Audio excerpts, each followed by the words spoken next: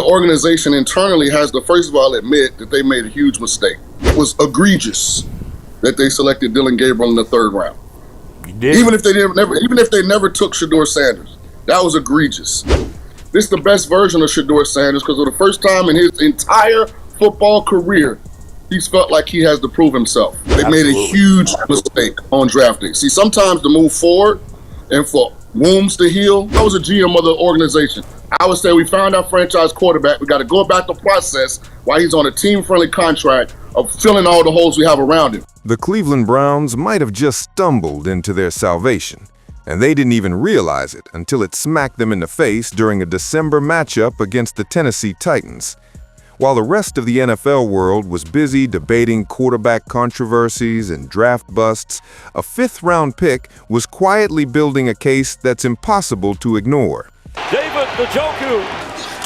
Sanders fires for the end zone. Open! Leaping up and grabbing it! And now, one of the most brutally honest voices in football evaluation has spoken.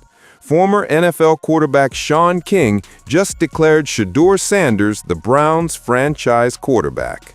And if you think that's just another hot take in a league drowning in hot takes, you haven't been paying attention to what's happening in Cleveland. Like this video if you love Shedeur. Comment "Fire now" if you Stefanski to be gone. Let's rewind to draft day. The Browns selected Dillon Gabriel in the 3rd round, a pick that had evaluators scratching their heads from the moment Roger Goodell announced the name. Shaun King didn't mince words about that disaster. I said it was egregious that they selected Dillon Gabriel in the 3rd round. Even if they never took Shedeur Sanders, that was egregious. That's not analyst speak for questionable decision. That's the football equivalent of saying they lit money on fire and threw it into Lake Erie. Shaun King had Shedeur Sanders graded as a late 1st, early 2nd round talent.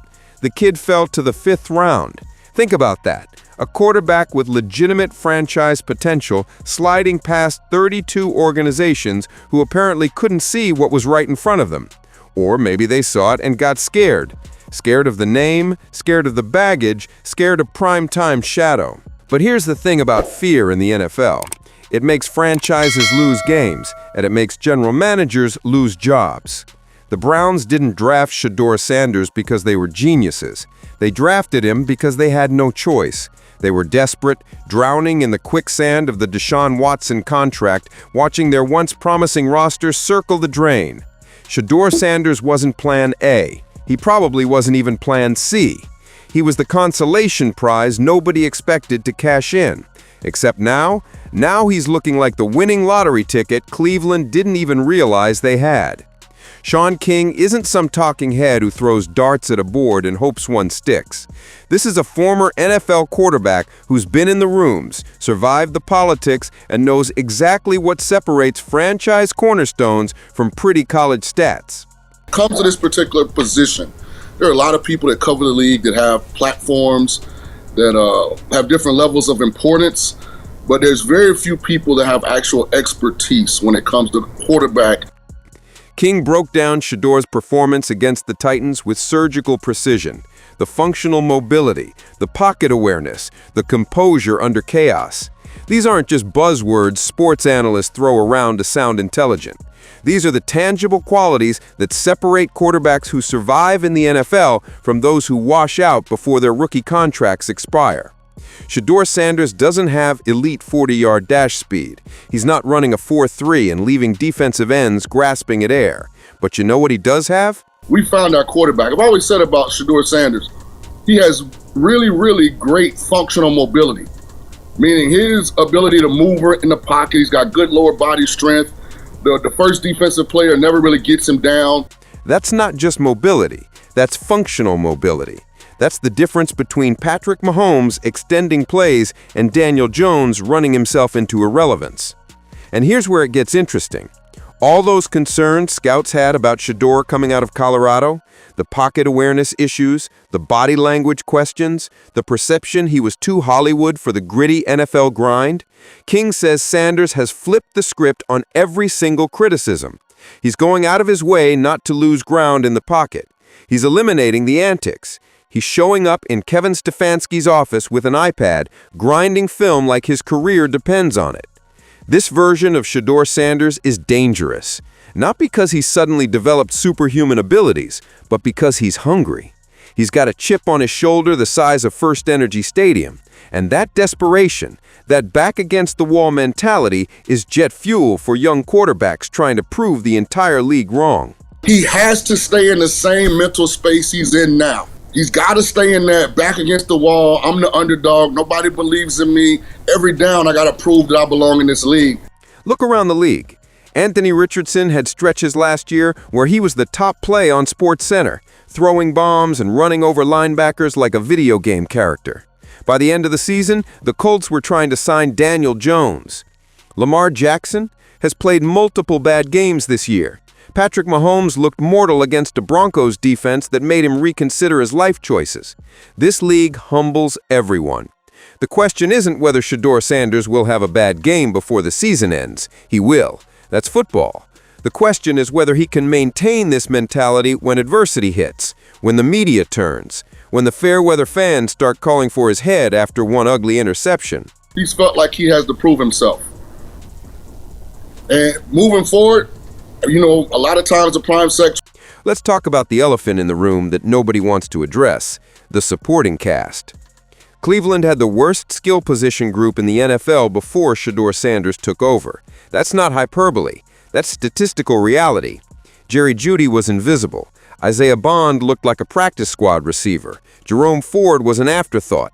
Then Shedeur starts taking snaps, and suddenly these guys look like actual NFL players. Jerry Jeudy's making explosive plays, Isaiah Bond's contributing, Jerome Ford's catching balls on third down and moving chains. Cleveland had the worst skill position group in the National Football League until Shedeur became the quarterback. The entire offense went from looking like gas station sushi to a respectable meal at a mid-tier restaurant.